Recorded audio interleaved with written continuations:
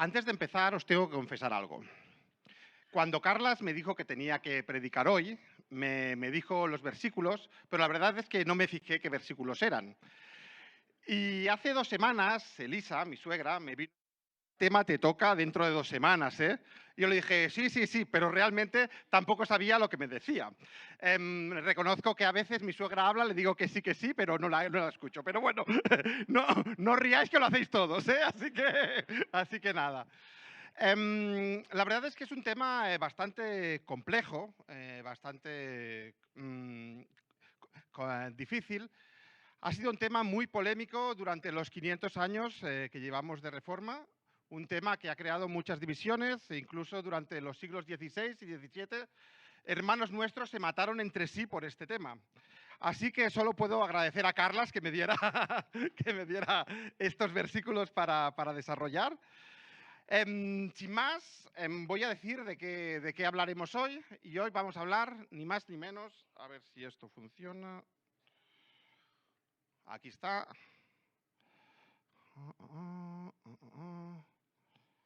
Està encès, sí, per què ha passat? A veure. No está encès, vale.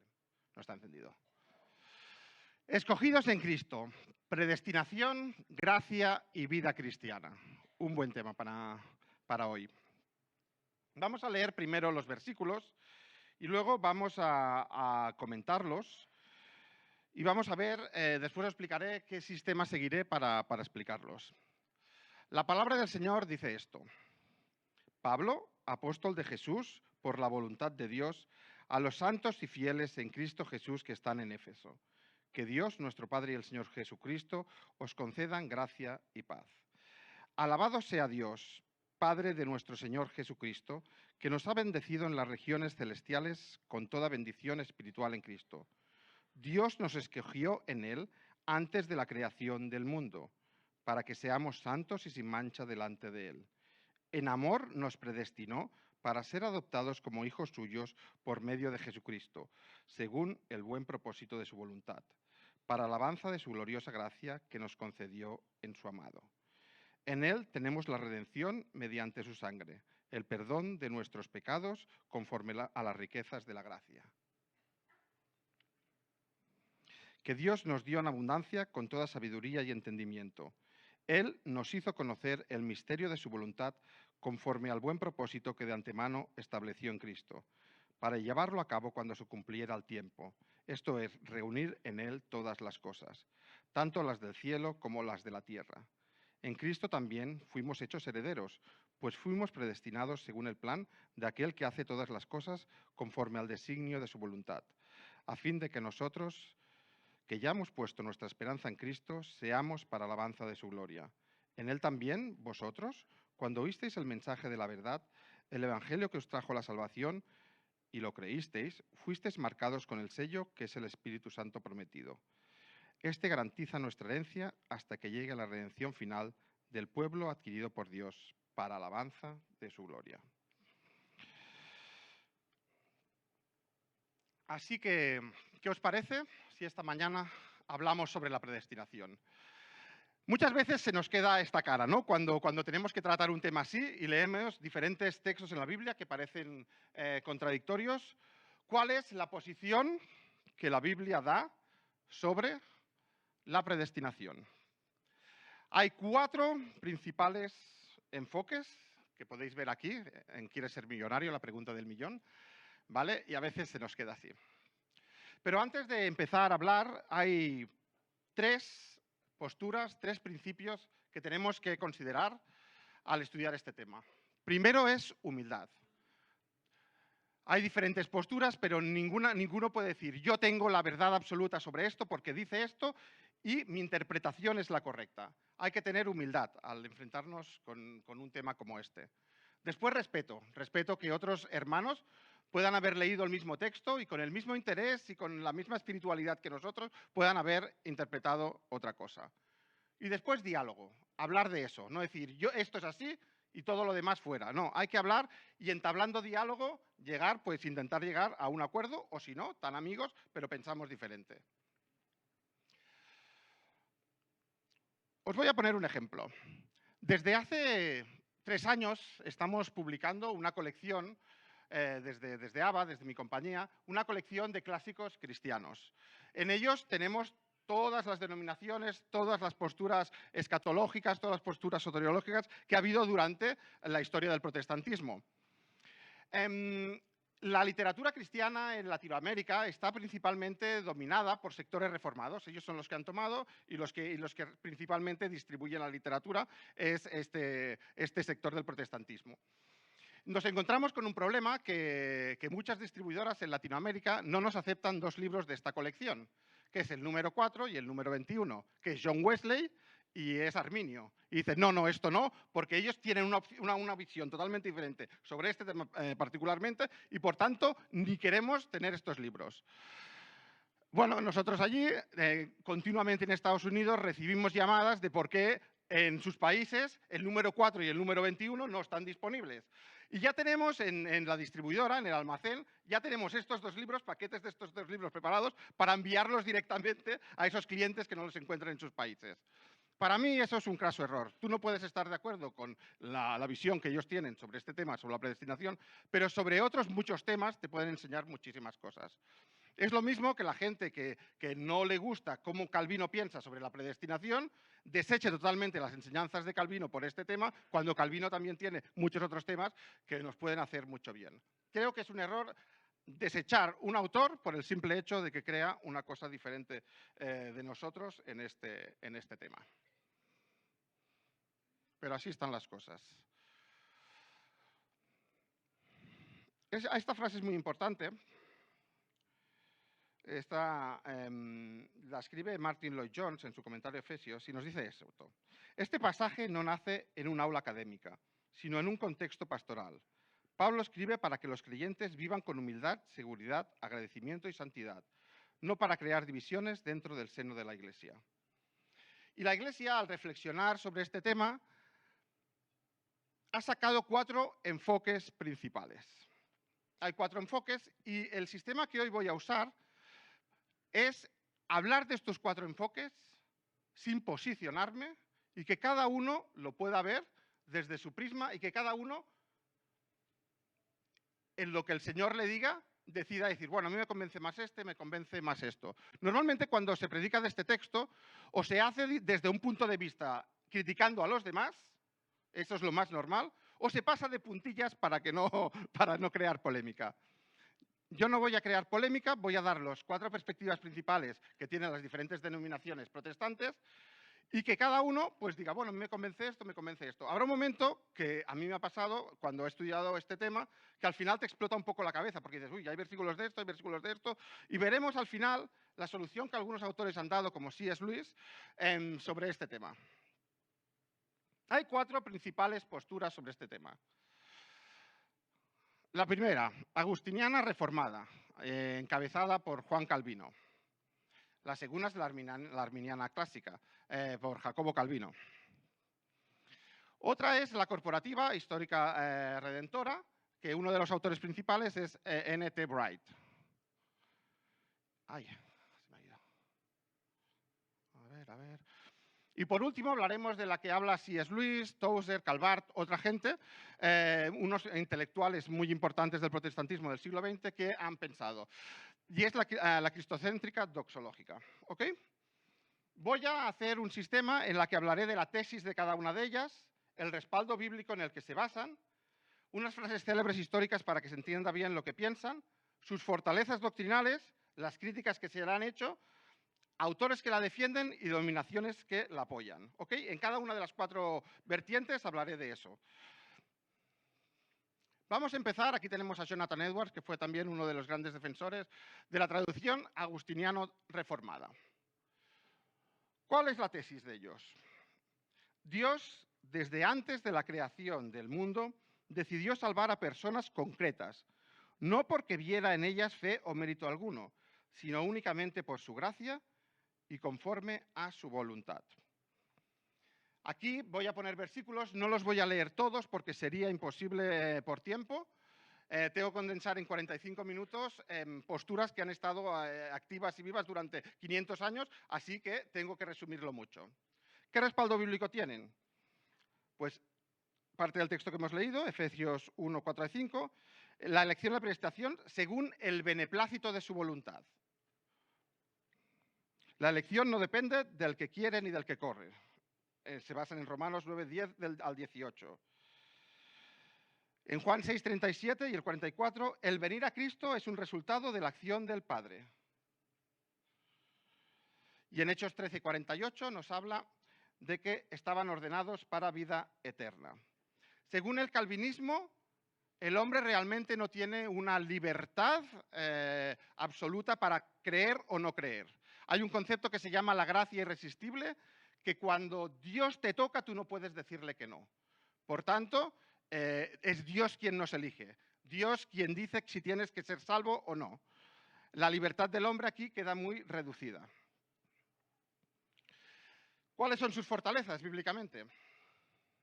Perdona, las frases célebres. Ok, 2 frases célebres. La primera es de Juan Calvino. La causa de nuestra elección no está en nosotros, sino únicamente en la misericordia gratuita de Dios. Y Martin Lloyd-Jones, si rechazamos la elección soberana, entonces inevitablemente hemos introducido algún mérito humano en la salvación. No hay ningún mérito humano en la salvación. Y esta es una de las fortalezas que tiene, que protege radicalmente el solo gracia de la Reforma. Solo es por la gracia, no por nuestro libre albedrío.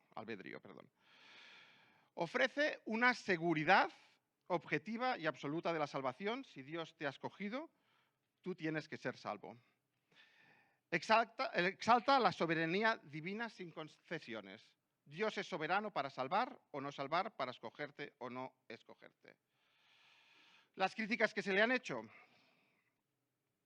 Genera tensión con textos de llamado universal, como 1 de Timoteo 2.4, 2 de Pedro 3.9. Versículos que dice que Jesús murió por todos, allí como se entiende esto, si ha escogido a unos y a los otros no. Mal predicada puede producir pasividad espiritual o fatalismo. Recuerdo cuando era pequeño, iba a una iglesia en un barrio y las diferentes iglesias del barrio se ponían de acuerdo para ir a evangelizar el barrio. Una de las iglesias de esa zona era calvinista muy extrema. Y ella decía que no iba a predicar porque ya el Señor sabía quién debía ser salvo o no y era una pérdida de tiempo. Pues esas doctrinas pueden llevar a eso si se predican mal. Y los sectores más extremos creen en la doble predestinación. Dios predestina a los que tienen que ser salvos, pero también predestina a los que se tienen que condenar.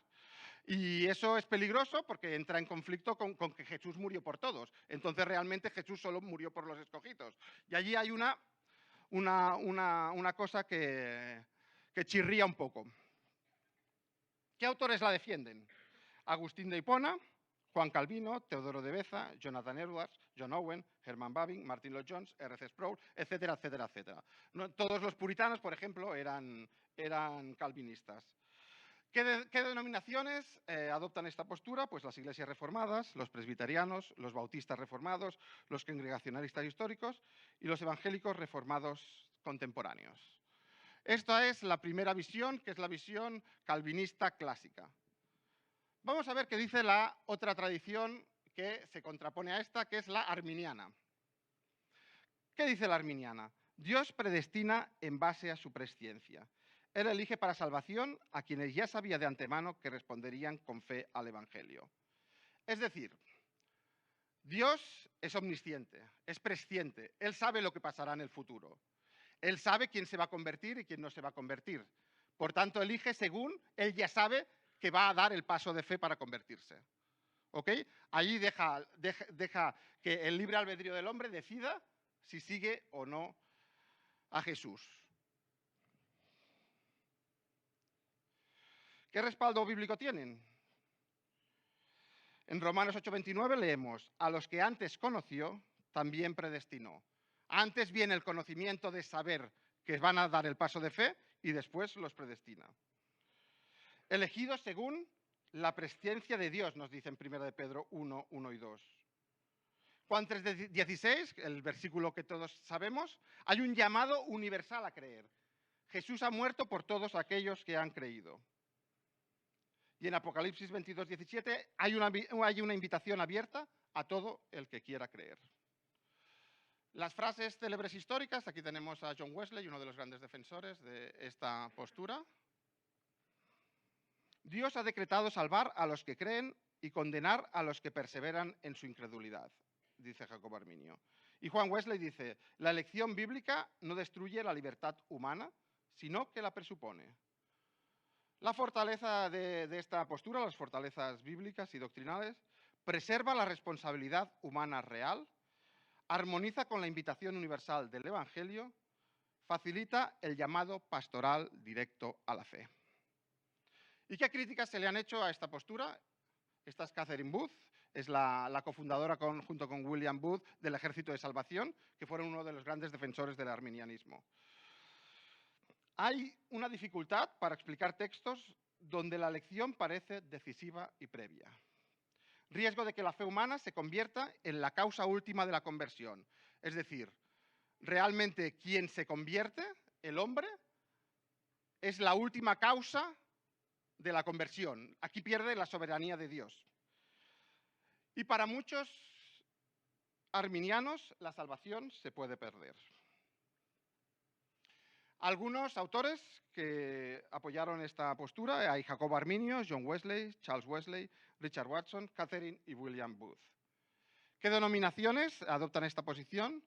La Iglesia Metodista, la Iglesia del Nazareno, iglesias wesleyanas, el Ejército de Salvación, las Asambleas de Dios y muchas iglesias pentecostales. No todas, pero muchas son arminianas. Vamos a ver otra postura. Este es N.T. Wright, es un teólogo muy importante de finales del siglo XX, principios del XXI.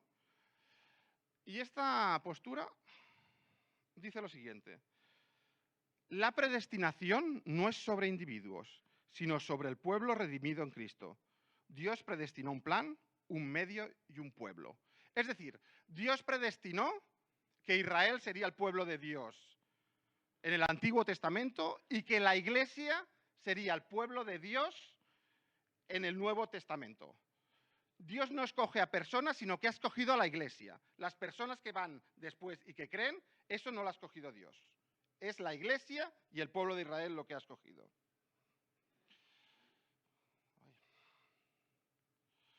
¿Qué respaldo bíblico tiene? Si nos fijamos en el texto que hemos leído, no dice no, dice nos. Va hablando del nos, es decir, el pueblo de Israel en este caso. Nos. Ya hay en un momento en el que dice, en él también vosotros, cambia el nosotros por el vosotros. Pablo está hablando, según esta teoría, de que la predestinación fue el pueblo de Israel, nos, y después le pasa a la iglesia, vosotros. ¿Ok? Lo que escoge es un pueblo, un medio y el plan para hacerlo. Y el pueblo es el pueblo de Israel y es la iglesia. A ver que se me han ido los papeles. Vale.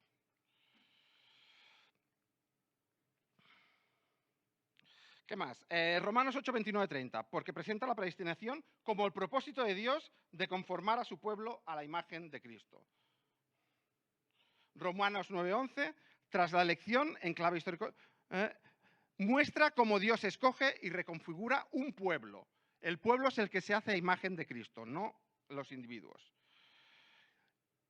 Y finalmente, en 1 Pedro 2, 9, 10, la iglesia como comunidad redimida de Dios. Habla de la iglesia, habla de una comunidad, no habla de individuos en concreto. Frases célebres de esta postura. La elección en Efesios define el destino del pueblo redimido, no una lista secreta de individuos. La predestinación trata de lo que Dios planeó hacer con el pueblo que está en el Mesías, no de cómo Dios distribuye entradas para el cielo. ¿Qué fortalezas tenemos aquí? Respeta el tono eclesial del texto. Refuerza la identidad y la misión de la Iglesia y reduce la especulación metafísica, ¿ok? Todo esto de qué hace Dios, qué piensa que... Allí ellos dicen que no tenemos nosotros que meternos en lo que Dios quiere, sino que lo que escoge es la Iglesia. ¿Qué críticas se le han hecho? pues hay inquietudes personales que no, que no se resuelven bien. Es decir, ¿cómo soy salvo? ¿Dios me ha escogido a mí? Eso no se resuelve bien, porque habla de la comunidad y no del individuo. No aborda plenamente textos de elección individual explícita. Hay textos que no quedan bien claros según esta interpretación. Y reinterpreta textos clásicos como el que hemos leído, los reinterpreta sin un consenso histórico, sin que históricamente se haya dicho, pues sí, estos textos significan esto. ¿Qué autores lo siguen? Pues aquí están William Klein, Annette Wright, James Jedan y Gordon Fee. ¿Qué denominaciones lo siguen? Iglesia anglicana, iglesias no confesionales, iglesias metodistas contemporáneas, iglesia menonita, sectores de las iglesias de hermanos. Las iglesias de hermanos, hay aquí, somos siempre un pupurri. Hay gente calvinista, hay gente metodista, hay gente que cree en el arminiano, y por eso hoy es un poco complejo hablar de este tema sin decir esto, pero sí que quiero dejar abierto todo el abanico.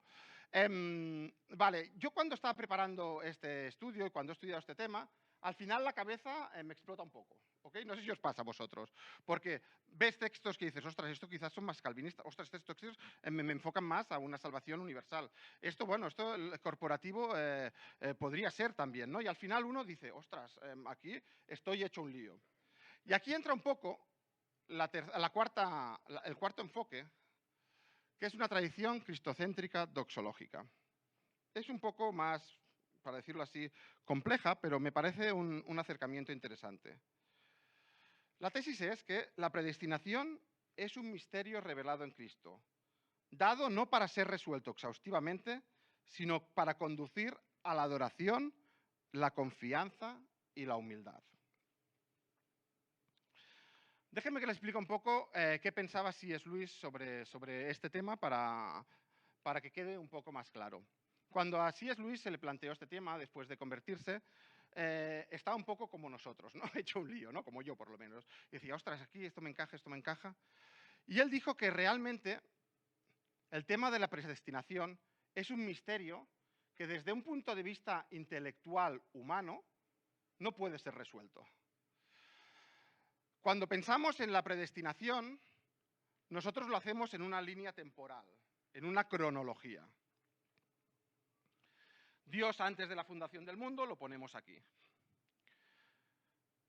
Ya nos eligió. Después la línea temporal va y llega Jesús. Nacimiento de Jesús, la muerte, muere por cada uno de nosotros. Okay. Después seguimos un poco más y llegamos a nosotros, por ejemplo.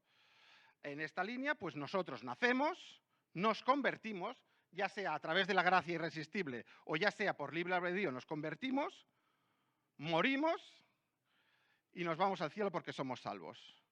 C.S. Lewis dijo, espera un momento, nosotros estamos entendiendo esto con una línea temporal humana, con lo que se llama unos apriorismos de espacio y de tiempo.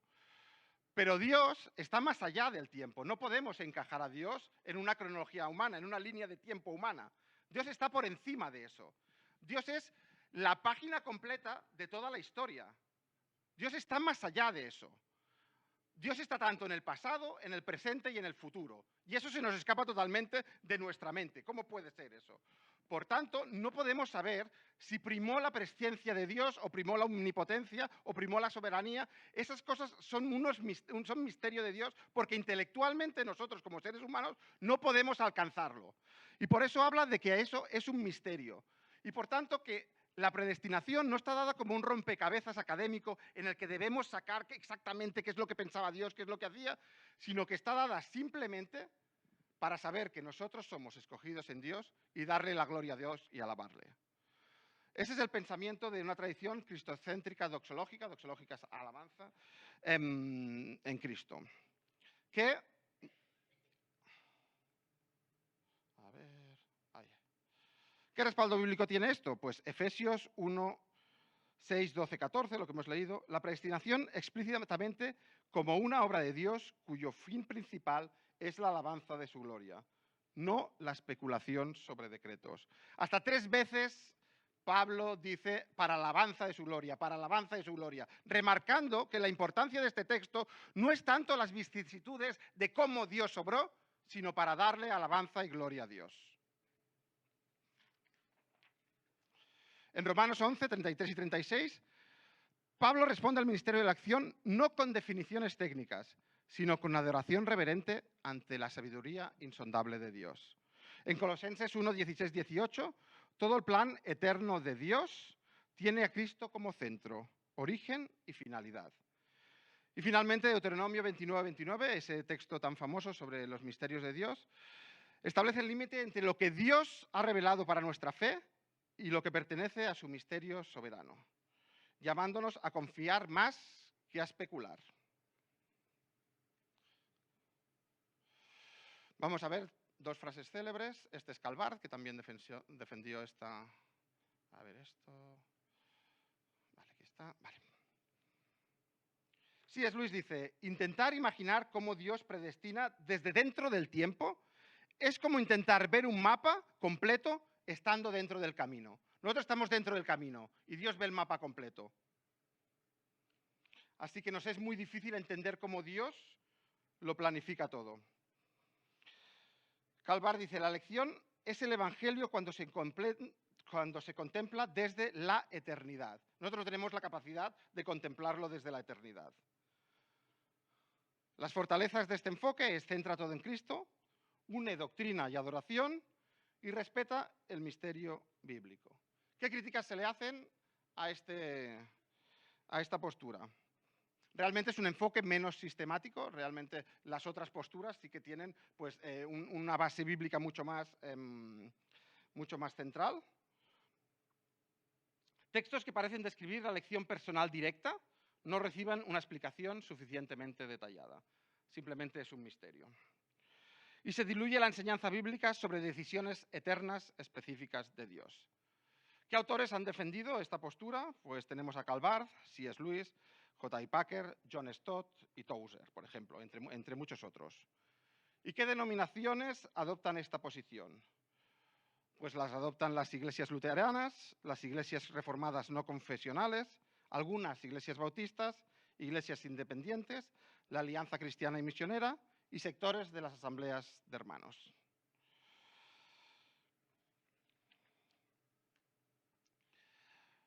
Y ahora vamos a hablar de ocho principios básicos para nuestra vida cristiana que podemos aplicar a través de la predestinación, sea cual sea nuestra postura doctrinal. Y hay algo que es muy importante.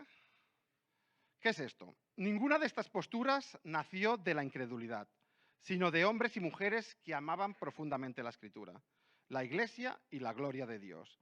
Aquí no estamos frente a herejes contra ortodoxos, sino frente a hermanos que han leído el mismo texto con énfasis diferente. Eso ya nos enseña algo muy, muy importante. La doctrina de la predestinación exige humildad antes que arrogancia. Da igual lo que creas. Tú no puedes decir, esta es la verdad y tú no tienes razón. No podemos discutirnos, no podemos decir que somos mejores por el hecho de ser calvinistas, por el hecho de ser arminianos. No tenemos que pelearnos con otras personas porque creamos diferente. Como veis, hay varios textos que respaldan varias cosas y la interpretación de cada uno pues no tiene que usarse como una arma ideológica. Vamos a ver estos 8 principios muy rápido para que no se nos vaya el tiempo. La predestinación destruye el orgullo espiritual. Sea cual sea la postura que adoptemos, nadie puede decir, Dios me salvó porque vio algo diferente en mí. No. Si eres reformado, no fuiste elegido por mérito. Si eres arminiano, no creíste sin la gracia de Dios. Si enfatizas lo corporativo, no perteneces al pueblo por tu superioridad. Si enfatizas el misterio, no entiendes más que los demás. Juan Calvino escribió, la elección nos humilla hasta el polvo para que toda la gloria sea solo de Dios. Y J.I. Packer dice, la doctrina de la elección tiene como propósito humillar al hombre y exaltar a Dios. Ese es el fin último, que veamos todo lo que Dios ha hecho, que realmente sea por gracia, sea por libre albedrío, Dios nos ha salvado y nosotros debemos humillarnos ante Dios y exaltarlo porque nosotros, de un modo u otro, hemos sido elegidos. La predestinación produce seguridad, no ansiedad. Pablo no escribió Efesios 1 para generar ninguna angustia existencial, sino seguridad espiritual. Martin Lloyd-Jones escribe: la elección no fue dada para que el creyente se pregunte si es salvo, sino para que descanse sabiendo que lo es. Y muchas veces, como cristianos, luchamos con la culpa persistente. Hay sectores que luchan con el temor a perder la salvación, con inestabilidad emocional, pero Efesios 1 nos recuerda que su salvación está anclada en la eternidad de Dios, no en su rendimiento espiritual de la semana. La predestinación redefine nuestra identidad. Efesios 1:4 es clave. Nos escogió para que fuésemos, no debemos responder qué debo hacer, sino quién soy en Cristo. Somos escogidos, somos adoptados, somos redimidos y somos sellados. Herman Bavinck, un gran teólogo holandés del siglo XIX, dice: la elección no es un decreto frío, sino el fundamento de la identidad cristiana. ¿Cómo enfrentamos el rechazo? ¿Cómo lidiamos con los errores que hemos hecho al pasado? ¿Cómo te ves a ti mismo? ¿No eres un accidente espiritual? ¿No eres un error corregido a último momento? ¿Eres parte del plan eterno de Dios en Cristo? La predestinación exige santidad real y no pasividad. Efesios 1:4 nos escogió para que fuésemos santos y sin mancha. La Biblia nunca, nunca, nunca conecta elección con libertinaje. Y veamos qué dijo John Wesley sobre eso. Cualquier doctrina de la elección que no produzca santidad no es la elección bíblica. La pregunta que debemos hacernos muchas veces no es ¿soy elegido?, sino ¿mi vida refleja el propósito por el que fui elegido? La predestinación no justifica el pecado oculto, no excusa la falta de crecimiento y no elimina la disciplina espiritual. La predestinación sostiene al creyente en el sufrimiento. Jonathan Edwards escribió: nada ocurre fuera del plan de aquel que nos eligió para la gloria. Jeremías 1:5 nos dice, Dios le dice al profeta Jeremías: antes de formarte en el vientre ya te había escogido, antes de que nacieras ya te había apartado, te había nombrado profeta para las naciones. Dios tiene un plan para nosotros. Dios ve nuestro pasado, nuestro presente y nuestro futuro. Seguro que hoy estás pasando alguna dificultad. Quizás sea enfermedad, quizás una pérdida, desengaños sentimentales, desengaños con gente que nos rodea. Quizás estás atravesando un momento en el que hay un silencio de Dios. Pero Efesios 1 declara que el sufrimiento no desmantela el plan eterno, ni tampoco lo sorprende. Me gusta ese versículo en Isaías que dice: no temas, yo te he puesto nombre, mío eres tú. Somos de Dios, lo es nuestro pasado, nuestro presente y nuestro futuro. Y Dios tiene un plan para cada uno de nosotros. Estemos pasando por lo que estemos pasando, hemos sido escogidos por Dios y Él tiene un plan para nosotros. Y muchas veces no entendemos cosas, pero Dios nos sostiene cuando no entendemos nada. La predestinación impulsa la misión, no la anula. El mayor teólogo de la elección en el Nuevo Testamento es precisamente Pablo. Y Pablo de Tarso predicó a judíos, a gentiles, lo hizo con lágrimas, lo hizo con sacrificio. William Carey, un firme creyente en la soberanía divina, dijo: esperad grandes cosas de Dios, intentad grandes cosas para Dios. Y la elección nos da confianza al evangelizar, nos libra del miedo al rechazo y nos recuerda que Dios ya está obrando.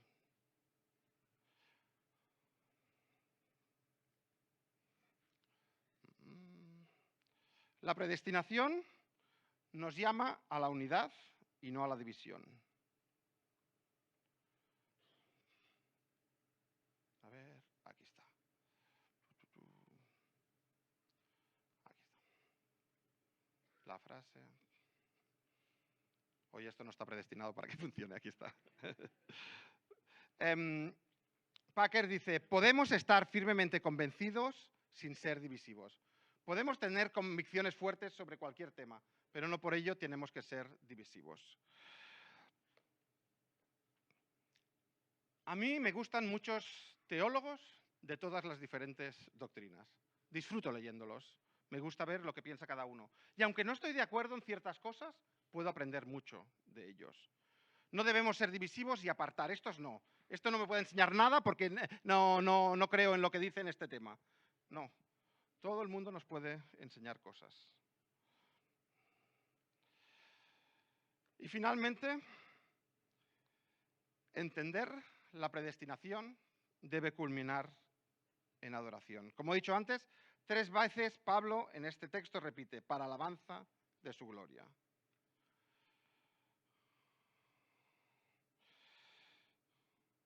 Karl Barth afirmó, la elección es el evangelio cuando se contempla desde la eternidad. Y realmente cuando estamos frente a esa eternidad y vemos que nosotros hemos sido elegidos para formar parte de esa eternidad, solo podemos que dar gracias a Dios y que adorarle. Y lo debemos hacer de una manera humilde, con una gratitud profunda y con una confianza reverente. Será entonces, y solo entonces, cuando nuestro corazón explote de alabanza y de gratitud, que habremos entendido lo que Pablo nos quiere decir en este texto de la predestinación. Que el Señor nos ayude cada día en nuestras vidas a ser humildes, a glorificar a Dios y a saber respetar a los hermanos que piensan diferente. Que toda la gloria siempre sea para el Señor. Amén.